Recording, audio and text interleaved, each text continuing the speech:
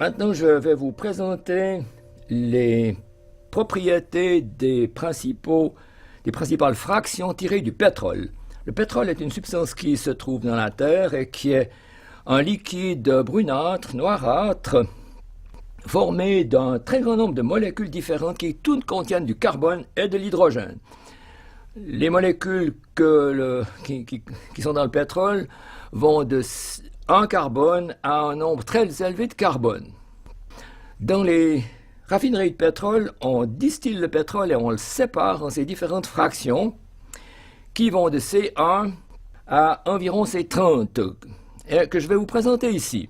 Il y a le méthane, qui est le gaz de ville, dont je n'ai pas ici d'échantillon, qui est en C1, C2 non plus, C2H6, mais par contre le C3 et le C4, C3 le propane, se trouve le gaz propulseur de ce genre de spray, et le C4, le butane, se trouve le gaz qu'on enflamme dans les briquets d'une part, ou dans les butagaz ici. Suit par ordre de poids moléculaire croissant et aussi par ordre de point d'ébullition croissant, les fragments C6, l'hexane, C7, C8, la fraction hexane c'est 5, C6, l'essence qui est un mélange d'hydrocarbures C7, C8, C9, C10, le kérosène qui est un ensemble d'hydrocarbures de C11 à C15, puis suit ce qu'on appelle l'huile de vaseline qui est un mélange d'hydrocarbures de C18 à C22, et pour finir, la cire de bougie qui est de C22 à C30, toutes ces fractions sont incolores alors que le pétrole est coloré. Pourquoi? Parce que la seule partie colorée du pétrole, c'est les fragments qui contiennent un nombre élevé de carbone, supérieur à 30, qui forment ce qu'on appelle le goudron, qui est la dernière partie que l'on ne distille pas, qu'on recueille au bas de la tour de distillation ou de la tour de raffinerie. Le goudron qu'on répand sur les routes et qui lui est noir, qui colore l'ensemble de toutes les autres fractions dans le pétrole brut.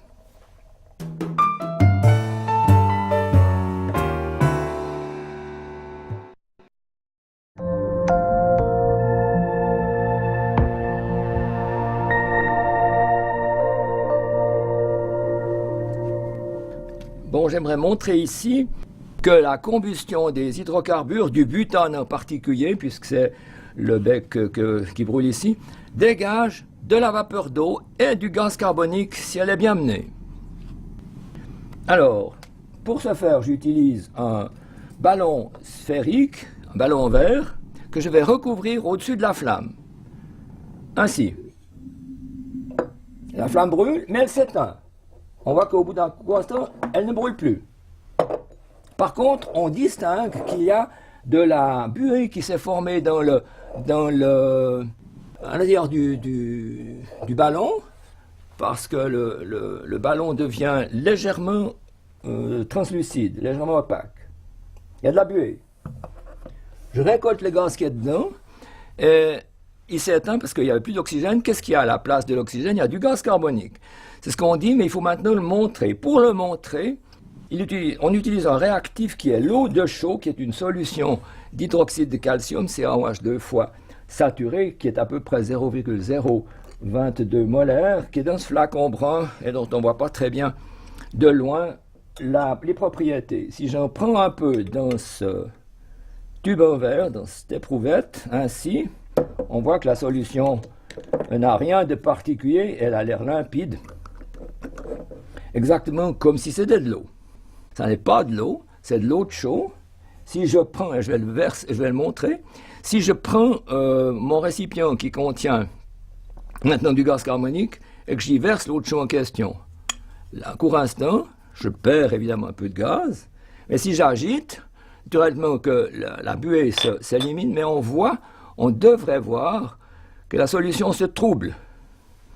La solution n'est plus limpide comme avant, elle est au contraire crayeuse, comme s'il y avait un dépôt blanc qui s'est formé. Il s'est effectivement formé un dépôt blanc. Ce dépôt blanc, c'est du carbonate de calcium, calcaire ou chaud selon l'origine du produit, mais c'est toujours du carbonate de calcium qui s'est formé. C'est un produit insoluble, blanc, qui est formé aux dépens de CaOH2 fois dissous dans l'eau de chaux.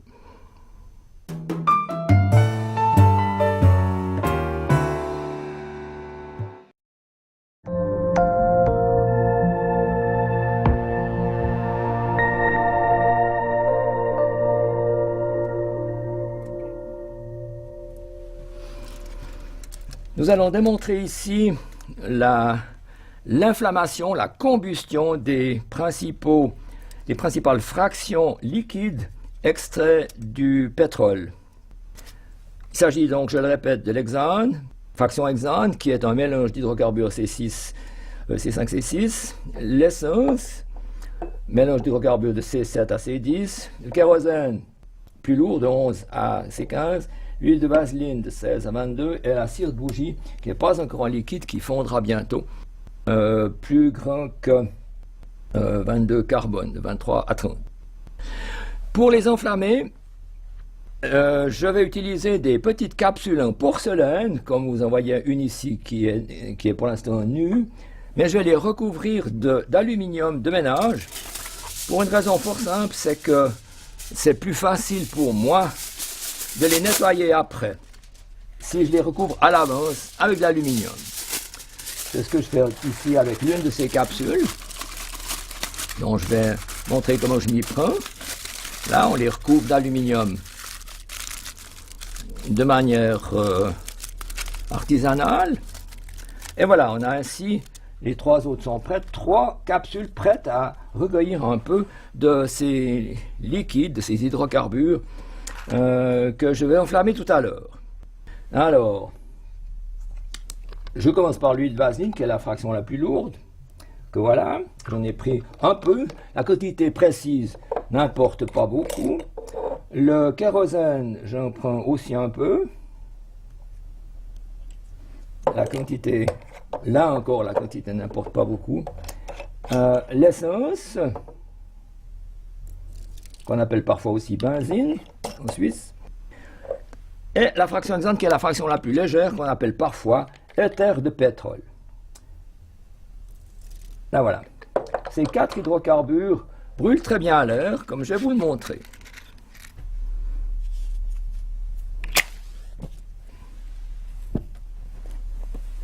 Par contre, celui-ci ne brûle pas.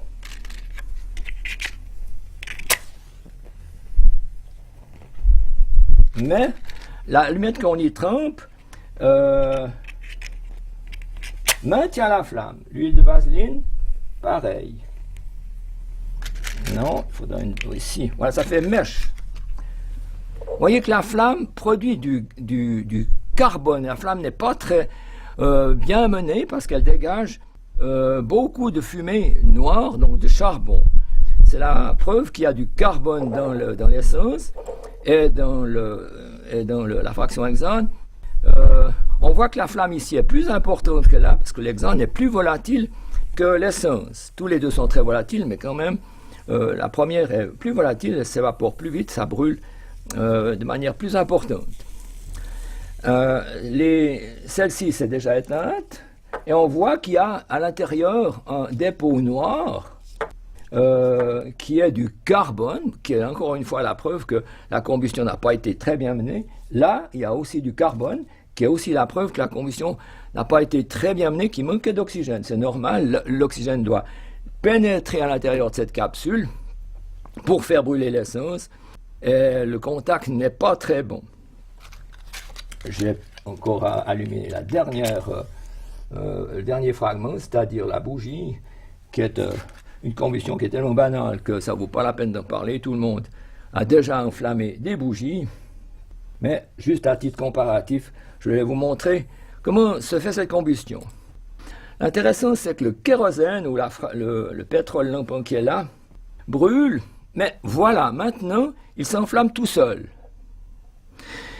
Il faut, pour que le pétrole s'enflamme, pour que le kérosène s'enflamme, il faut atteindre une certaine température. Mais ça dégage beaucoup de carbone. On voit que la molécule a beaucoup plus de carbone.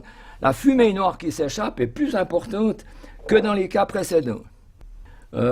Pour éviter de noircir la salle dans laquelle je fais cette expérience, on a avantage à éteindre la flamme pendant qu'elle se déroule, simplement en empêchant l'arrivée d'air avec une assiette que j'utilise ici et que je dépose par-dessus, ainsi, la flamme s'arrête.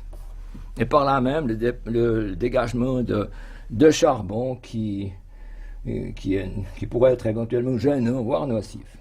Voilà, on voit que le pétrole maintenant se met à distiller. Il sort de la fumée de la capsule qui est chaude pendant un court instant, pendant la fin de cette expérience. Voilà, la dernière partie, c'est l'huile de vaseline, qui lorsqu'elle est impure s'appelle mazout. Elle brûle, comme vous le voyez, mais bon, pour l'enflammer, pour atteindre le point clair que nous avons atteint sans trop de peine ici avec le kérosène, avec l'huile de vaseline qui a davantage de carbone, il faudrait atteindre une température bien plus élevée. Et c'est pas possible avec les moyens du bord ici d'y parvenir. Donc cette huile de vaseline brûlera un peu comme une lampe à huile qu'utilisaient nos ancêtres de la préhistoire. Il faut une mèche pour la faire brûler. Exactement comme la bougie, sauf que la bougie, elle est solide, elle doit d'abord fondre. Ce qu'elle fait dans la petite cupule qui est sous la mèche, et c'est la même type de combustion, le liquide imbibe la mèche, monte dans la mèche et brûle de la même façon dans un cas comme dans l'autre.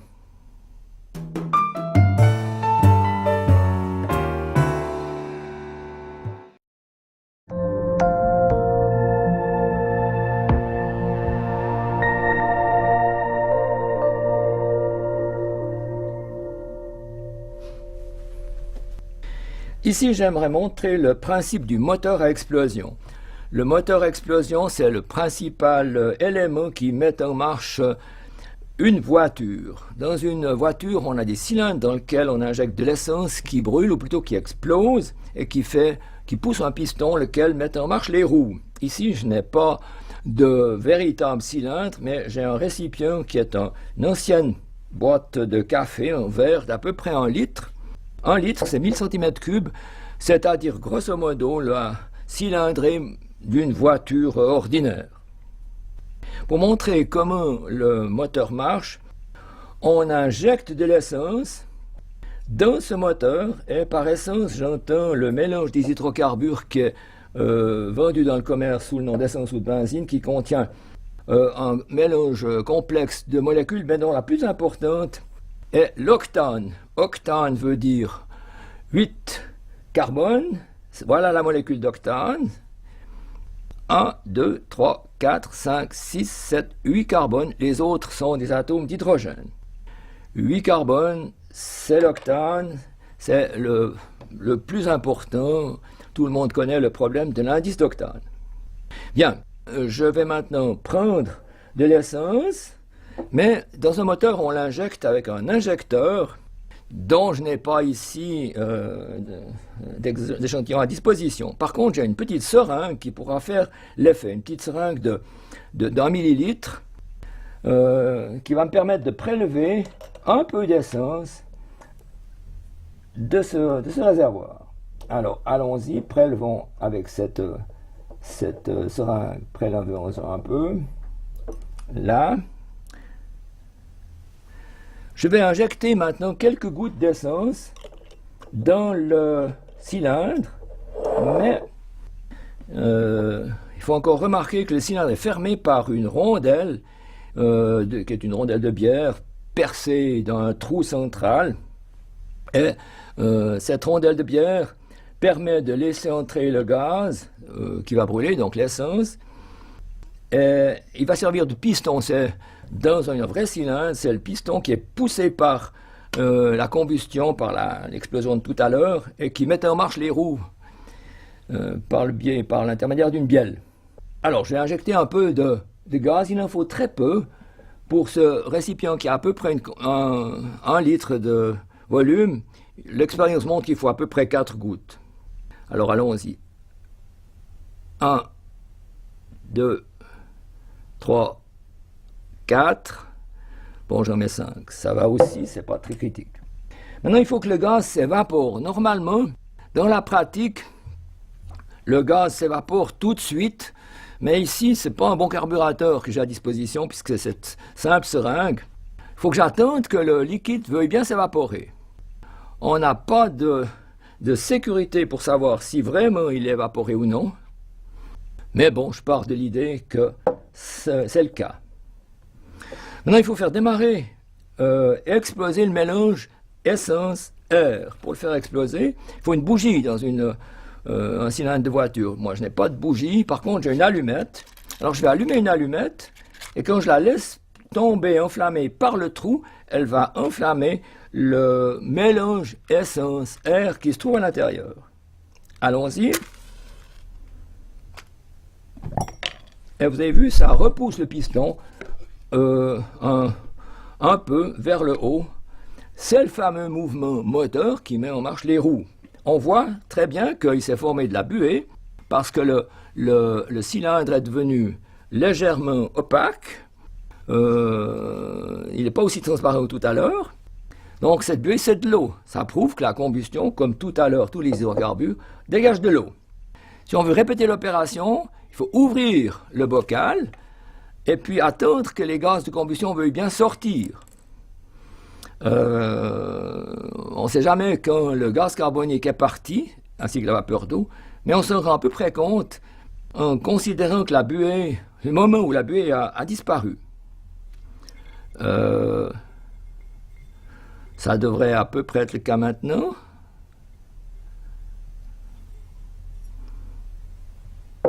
Voilà. Quand je fais cette démonstration en classe, immanquablement les élèves demandent de refaire. Et puis je leur dis toujours, on pourrait le refaire avec plus ou avec moins d'essence. J'ai jamais eu de demande de faire avec moins, mais par contre avec plus, toujours. Ce qui fait que très naïvement, je réponds, ah bon, faire avec plus combien? Alors, on va re-remplir la seringue de tout à l'heure, comme ça. Et puis, je demande en classe, vous voulez 5, 6, 7? Alors, on va compter. 1, 2, 3, 4, 5, 6, 7, puis les élèves. Non, plus, ouais, non.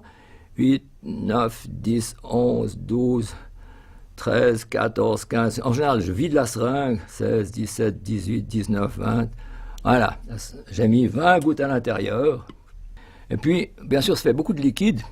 Et il faut un moment, on voit que le liquide ruisselle à l'intérieur du récipient en verre. Il faut un bon moment pour que le liquide s'évapore. C'est rien, on attend. On va toujours en maintenant le pouce sur l'ouverture pour que le gaz ne s'échappe pas trop, on en perd un peu, mais le moins possible.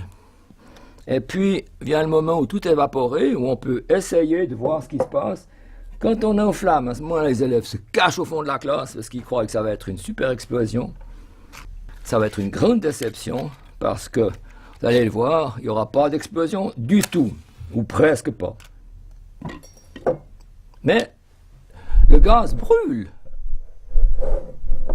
comme avec Bunsen. Il n'y a pas eu d'explosion du tout. Pourquoi? Alors les élèves se perdent en conjecture, mais la raison est fort simple, c'est que quand le gaz s'est évaporé, quand l'essence s'est évaporée, j'en ai mis beaucoup, elle prend beaucoup de place, les gaz prennent en gros 1000 fois plus de place que les liquides, mais 10 ou 20 gouttes d'essence ont chassé tout l'air qui était à l'intérieur en s'évaporant, ce qui fait qu'il n'y avait pratiquement plus que de l'essence vaporisée, donc la vapeur d'octane, et plus d'air, ce qui fait que pour brûler, il faut absolument que cette vapeur d'hydrocarbures aille chercher de l'oxygène dans l'air. Elle sort en brûlant, c'est ce que vous avez vu tout à l'heure, c'est exactement comme la flamme d'un bec Bunsen. Seulement, c'était une flamme due à la vapeur d'essence qui n'était pas en mouvement, tandis que dans un bec Bunsen, le gaz est en mouvement.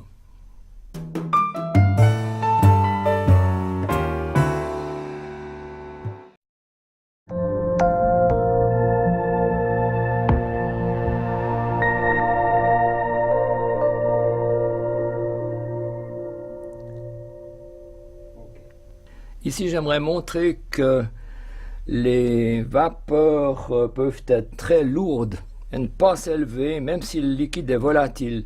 Je vais prendre de l'éther qui s'évapore à très basse température, mais qui est une molécule lourde. Je vais en mettre un petit peu pour montrer comment elle s'enflamme. Je vais en mettre un petit peu dans ce récipient, dans ce verre de montre. Voilà, pas besoin de mettre beaucoup. Et il est en train de s'évaporer, mais il s'évapore en léchant la table, ce qui fait que les vapeurs ne montent pas, elles restent, elles s'écoulent sur la table, et on devrait pouvoir le montrer en enflammant les vapeurs à distance. À l'heure actuelle, l'éther est inflammable, mais si j'approche une allumette depuis dessus, il ne s'enflamme pas. Par contre, si je l'enflamme depuis de côté, comme ça, ouais, la flamme a démarré à une dizaine de centimètres du verre de montre. Donc, ce qui prouve que les vapeurs sont lourdes. Je vais l'éteindre, comme ça. Et voilà.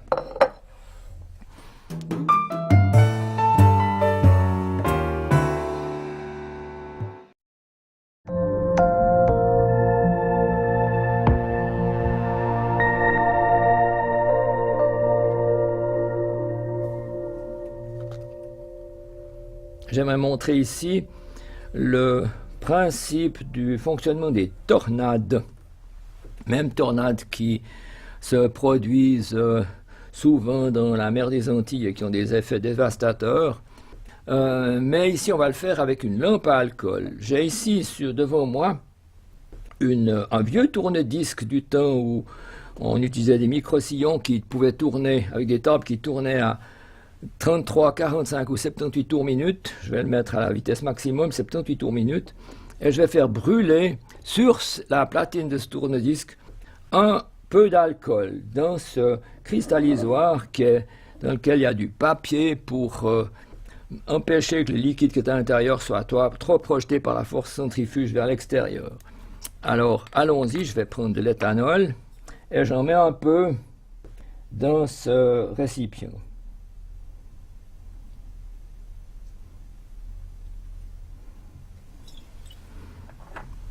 Voilà. Quand je l'enflamme, l'alcool brûle, bien entendu, forme une petite flamme connue, une petite flamme qui chauffe fort bien tous les réchauds à alcool du monde. Je vais le faire tourner. Alors, premièrement, si j'enflamme la lampe à alcool, elle brûle. Rien de spécial. Si je la fais tourner, j'enclenche le tourne-disque qui va tourner à 78 tours minute. Il tourne de la même façon et la flamme n'est pas modifiée. Aucun changement particulier. Arrêtons le mouvement et arrêtons la lampe à alcool. Mais maintenant, si je prends ce treillis métallique qui a une forme cylindrique et que je le pose par-dessus, à l'intérieur, il faut que je le pose après avoir enflammé, je vais créer un mouvement circulaire qui va modifier la flamme, comme vous allez le voir tout à l'heure. J'enflamme mon alcool à nouveau, je pose par-dessus le treillis cylindrique. Voilà. Et si je mets en marche maintenant le tourne-disque, il va tourner à 78 tours minute, mais la flamme s'élève à l'intérieur du cylindre. C'est très curieux. Il y a un phénomène d'aspiration vers le haut qui est ce qu'on appelle l'effet tornade. Dans le sud des États-Unis et la mer des Antilles, il suffit d'un mouvement tournant qui est créé par un phénomène que je ne comprends pas, mais qui existe, pour pouvoir aspirer l'air au centre. La pression diminue puisque le courant d'air est aspiré vers le haut. La pression diminue parce que les molécules d'air sont sans doute éjectées par le mouvement tournant du cylindre.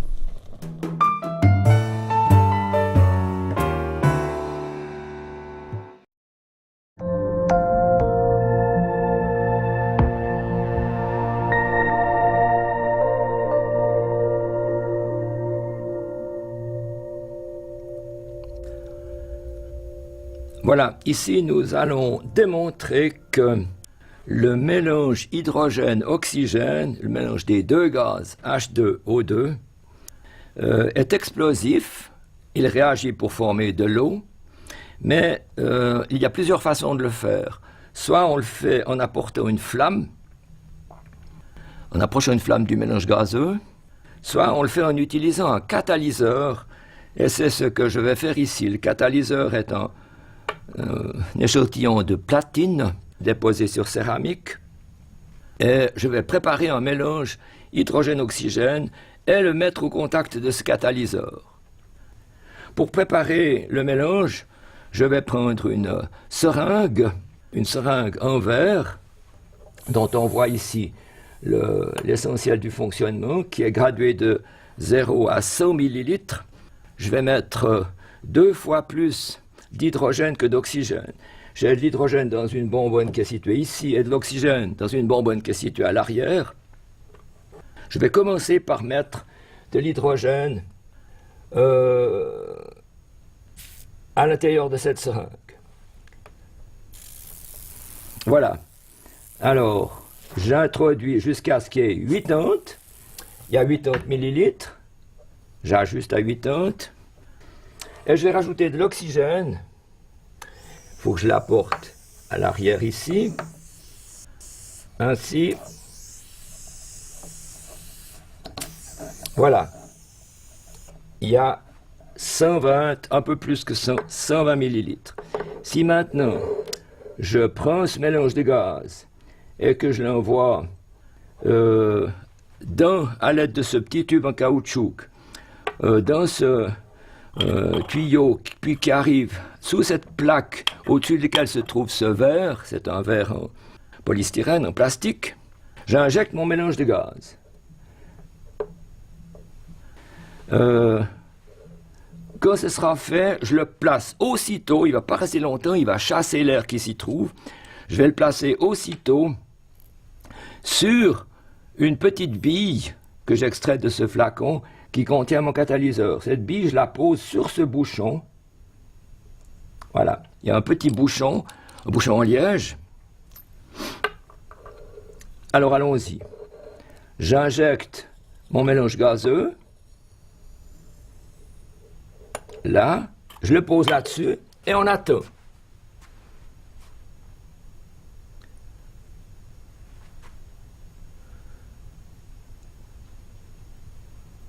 Voilà, il devient...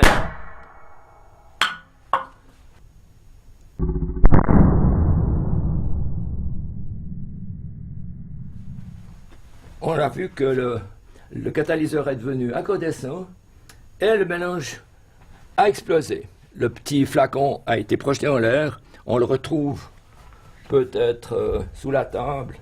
Voilà. Il s'est formé de la vapeur d'eau, bien sûr, mais on ne le voit pas.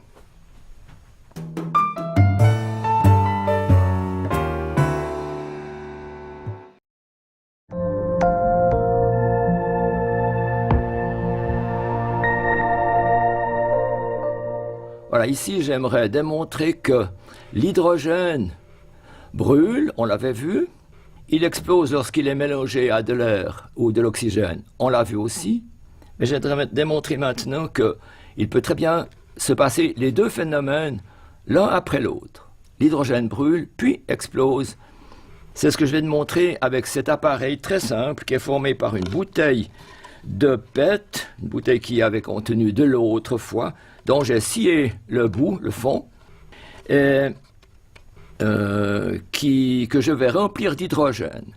Pour le remplir d'hydrogène, je prends un tube qui est relié à une bonbonne d'hydrogène ici, et ce tube est équipé, comme on le voit, d'un bouchon qui est adapté aux dimensions de la bouteille. Et si je bouche le bouchon avec le tube d'arrivée d'hydrogène, et que j'enclenche l'arrivée de l'hydrogène, je remplis ma bouteille d'hydrogène. Comme il est léger, je vais m'assurer qu'il vient. Oui, il y a de l'hydrogène qui vient. Comme il est léger, il remplit le ballon, le bocal. On suppose qu'il est plein maintenant. C'est toujours difficile à dire. Imaginons qu'il est plein. Alors, j'arrête l'hydrogène, je déconnecte ici, et l'hydrogène sort par en haut. On s'en aperçoit parce qu'il brûle. Il y a une petite flamme jaune qui montre que l'hydrogène brûle. Mais il s'épuise. petit à petit l'hydrogène monte, comme il est léger, et l'air le remplace par en bas. Et après, on va assister à ce qu'on peut prévoir, c'est qu'au bout d'un certain temps, ce n'est plus l'hydrogène qui se trouve à l'intérieur, mais un mélange hydrogène-oxygène, lequel explose, comme ça va se produire dans un instant. Et voilà.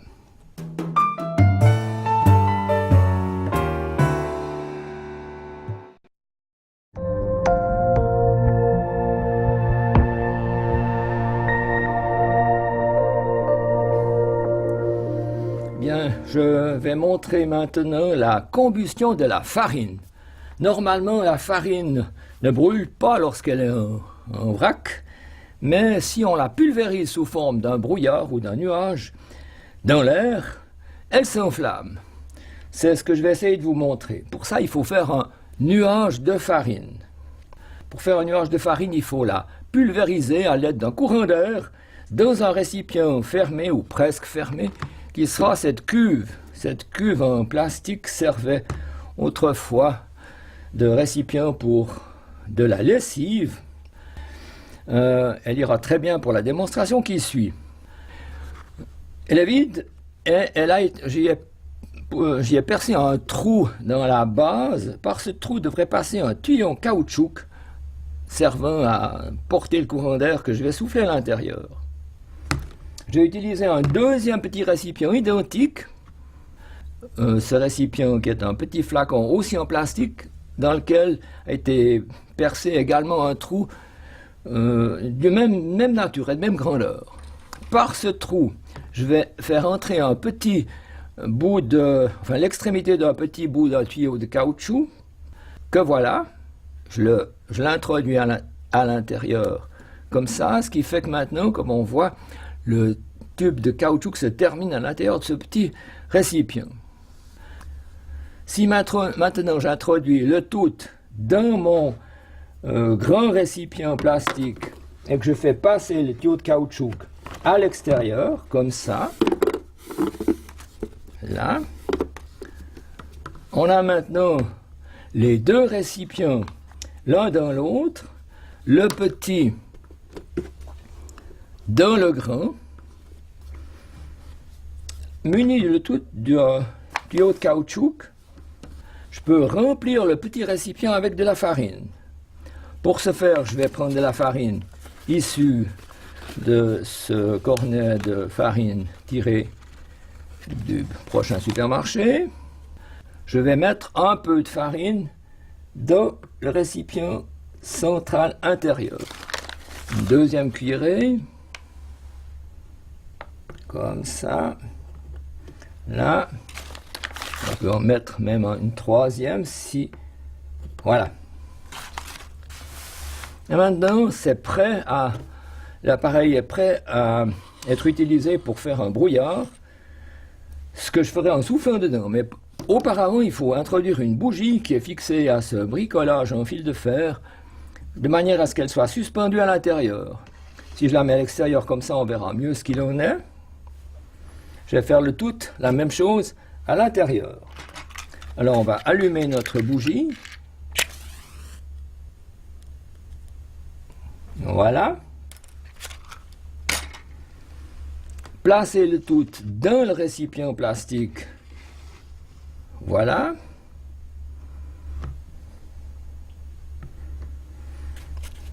Et recouvrir le tout avec un carton qui est là uniquement pour empêcher que la farine à moitié brûlée ne se répande partout. Et maintenant, je suis prêt à faire l'expérience à proprement parler. Si je souffle, je vais pulvériser la farine dans l'air et le brouillard va s'enflammer au contact de la flamme de la bougie. On y va.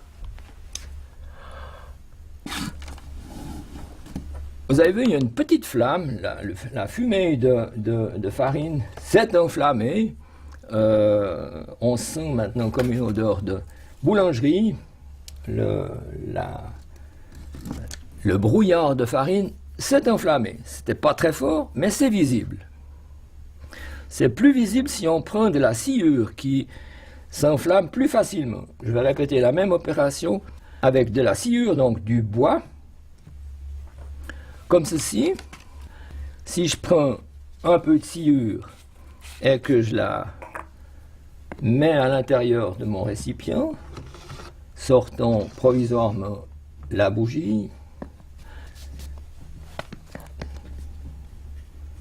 Là. Là.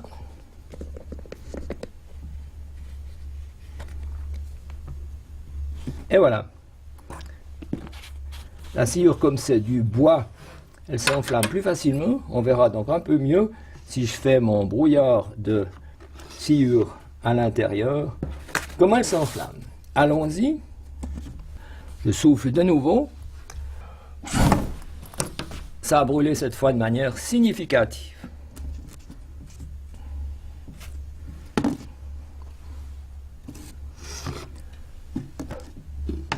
Merci.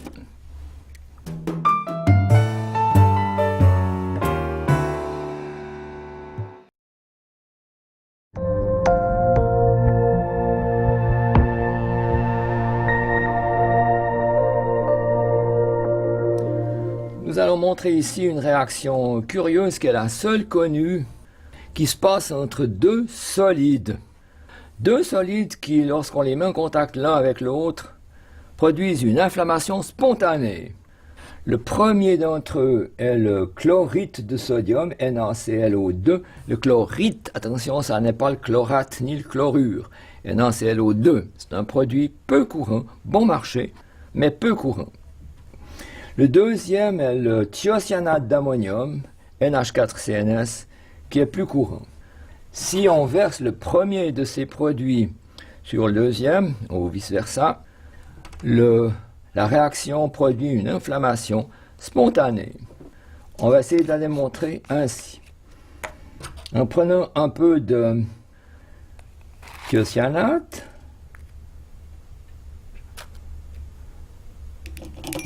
un peu, voilà,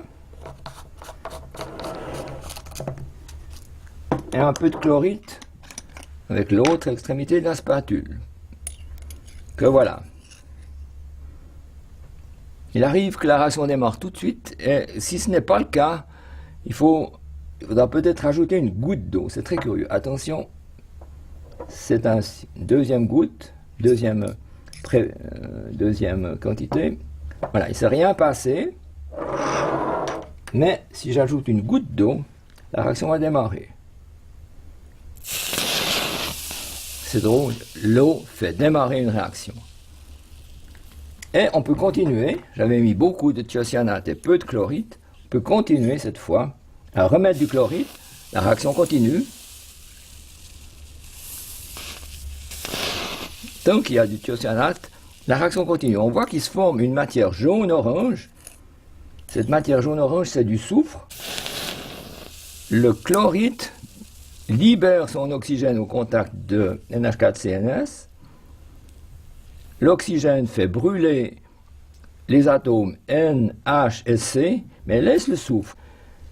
Si je rajoute du chlorite, la réaction continue, produit à chaque adjonction une inflammation.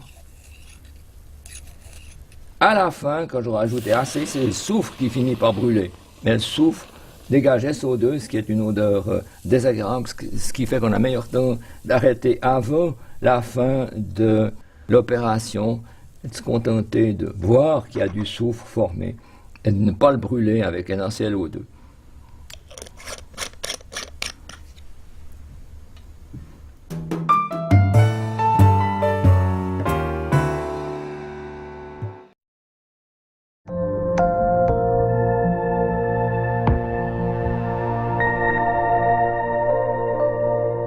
Voilà, ici nous aimerions montrer une propriété de l'aluminium qui est souvent méconnue.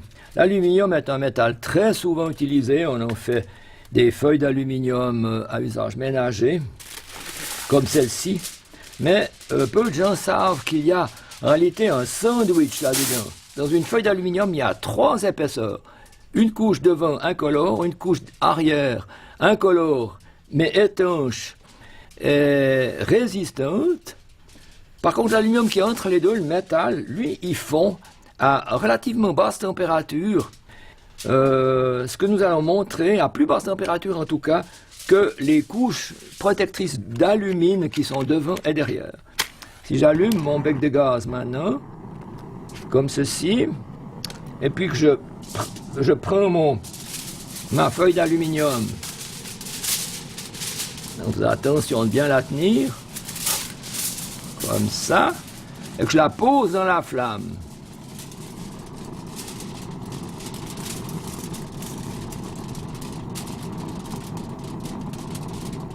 On voit fondre l'aluminium dans la zone chauffée. Et avec un peu de chance, on voit qu'il devient transparent. C'est-à-dire qu'on voit la flamme à travers. L'aluminium fond entre la face avant et la face arrière. Coule dans cette espèce de sac.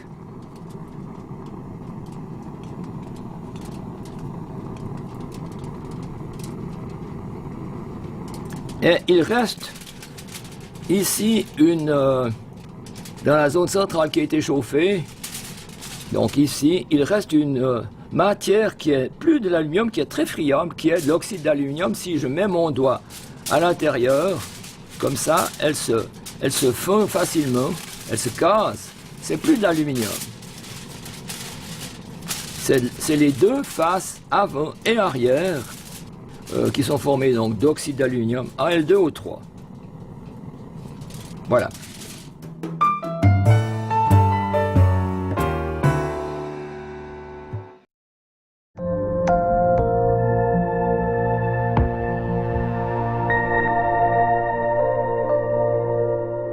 Une autre façon de se procurer de l'hydrogène, c'est de l'extraire de l'eau.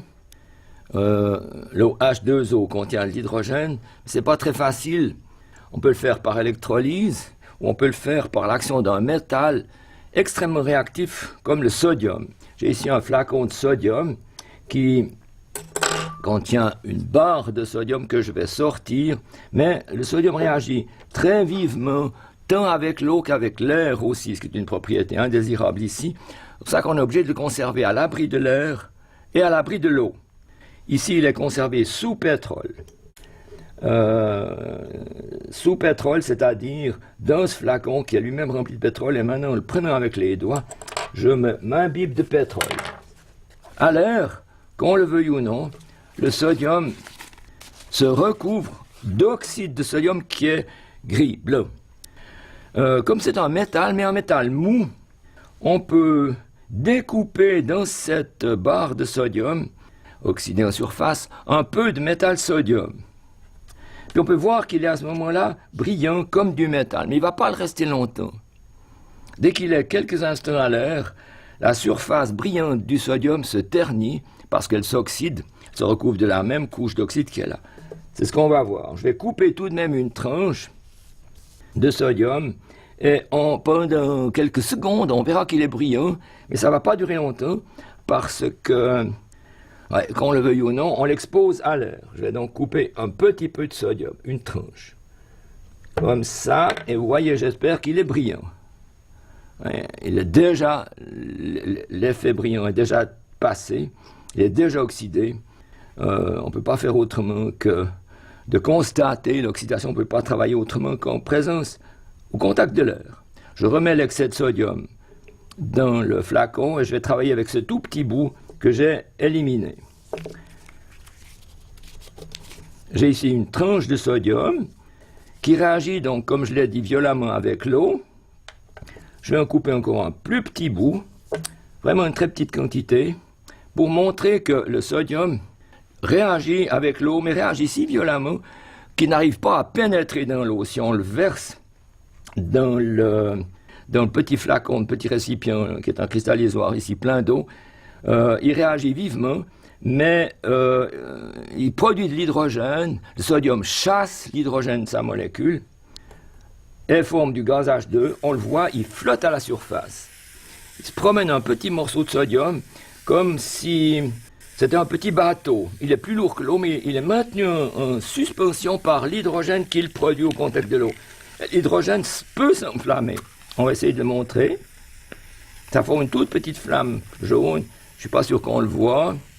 Je vais peut-être prendre un peu plus de sodium pour montrer la chose. Ainsi, si je prends un petit morceau de sodium, et un plus grand morceau de sodium, voilà, cette fois, on le voit, il est plus gros, il flotte à la surface de l'eau, je vais pouvoir enflammer sodium qui forme, l'hydrogène, pardon, qui forme une toute petite flamme jaune qui ne dure pas longtemps. On dirait que le grain de sodium qui flotte à la surface de l'eau est entouré par une couronne d'hydrogène. Ce n'est pas le sodium qui brûle, c'est l'hydrogène lui-même qui est produit au contact du sodium. Au contact du sodium et de l'eau. Quand c'est terminé, le sodium s'épuise et la réaction a produit de l'hydroxyde de sodium, NaOH, de l'hydrogène bien sûr. Na a pris la place d'un des atomes d'hydrogène dans la molécule d'eau. Elle a formé NaOH, puis NaOH est une base. Et c'est facile de s'en rendre compte, parce que les bases ont un caractère basique bien sûr, c'est-à-dire qu'elles bleuissent le bromothymol. Et j'ai ici un échantillon d'indicateur qui est le bromothymol, qui est orange à l'état dissous dans l'alcool ici, mais jaune en présence d'acide et bleu en présence de base. Si j'en verse un peu dans mon flacon, dans mon récipient, on voit très bien que la couleur bleue se répand un peu partout, ce qui indique la présence de base. NaOH est la base en question.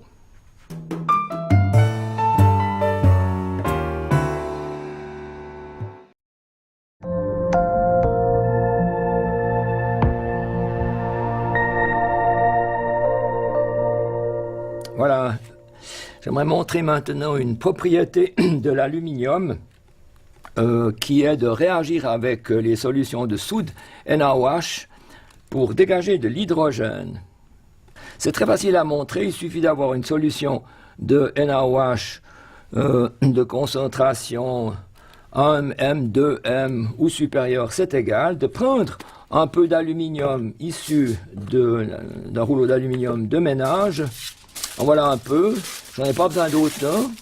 Si je prends un bout de cet aluminium et que je le chiffonne sur lui-même pour former comme une espèce d'objet allongé et que je le laisse tomber dans la solution de soude, au bout d'un instant, il se produit un dégagement d'hydrogène qui est assez vif et qu'on peut enflammer.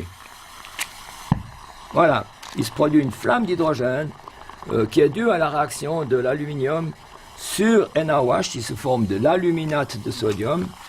La réaction dégage beaucoup d'énergie.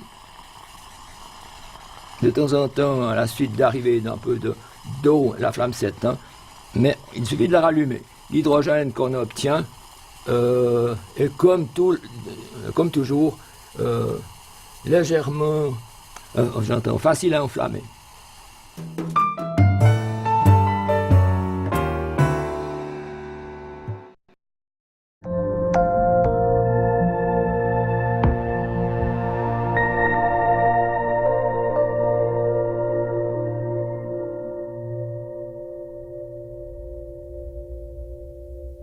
Voilà, ici, j'aimerais démontrer une réaction fort connue qui s'appelle la réaction de la bouteille bleue, qui consiste à utiliser une solution de glucose d'une part, de soude caustique d'autre part, et de bleu de méthylène. Pour ce faire, il faut prendre de la soude caustique, NaOH, que j'ai ici en grain, et que je vais mettre en quantité qui n'est pas extrêmement importante dans ce flacon qui sera la bouteille bleue de tout à l'heure. De l'eau,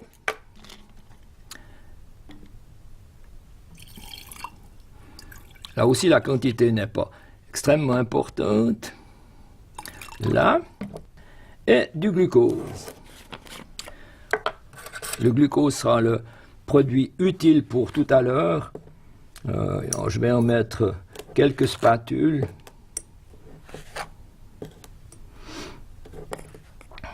Voilà.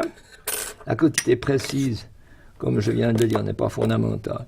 J'agite, le tout pour que la solution se fasse, que le NaOH et le glucose veuillent bien se dissoudre dans le récipient. Voilà, nous y sommes. Le glucose est un agent réducteur. Je vais le faire agir sur un colorant bleu, le bleu de méthylène dont je prends ici un échantillon. J'ai une solution qui est préparée à l'avance qui contient 2 mg de bleu de méthylène pour 100 ml de solution. Elle est donc diluée. Mais quand je verse ce bleu de méthylène dans le glucose, il va se décolorer parce que le glucose est un réducteur qui détruit le bleu de méthylène. Voilà, la solution est donc maintenant décolorée. Mais si j'agite la solution en bouchant et en agitant, la solution reprend une couleur bleue, mais qui ne dure pas. Au bout d'un certain temps, la décoloration se refait. Voilà, maintenant la solution est de nouveau limpide. Et on peut répéter l'opération. Si j'agite, la coloration bleue réapparaît, mais elle réapparaît tant que la solution n'est pas trop agitée. Dans un deuxième temps, la nouvelle solution de bleu de méthylène se redécolore. Voilà, elle prend une teinte, enfin plus de teinte du tout, elle devient incolore. Et on peut répéter l'opération aussi longtemps qu'on veut. Enfin, aussi longtemps qu'on veut, pas tout à fait. Aussi longtemps qu'il y a de l'air présent dedans, parce que qu'est-ce qui se passe? C'est pas magique comme on peut le croire. C'est tout simplement l'effet de l'air. L'air régénère le bleu de méthylène que le glucose a détruit. Le glucose détruit le bleu de méthylène en formant ce qu'on appelle un leucodérivé.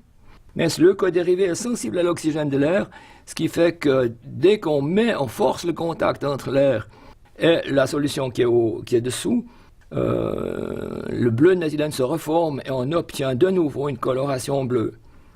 En fait, si on voulait voir et examiner parfaitement ce qui se passe, on distinguerait à la surface de la solution, il y a toujours une très très légère couche qui est bleue, qui est constamment bleue, mais qu'on ne voit pas très facilement de loin. C'est celle qui est au contact avec l'oxygène de l'air. Parce que si je force le contact avec l'air, évidemment, cette fois je mets de l'air et de l'oxygène partout. Donc, à nouveau, le bleu de méthylène peut se reformer aux dépens de son leucodérivé.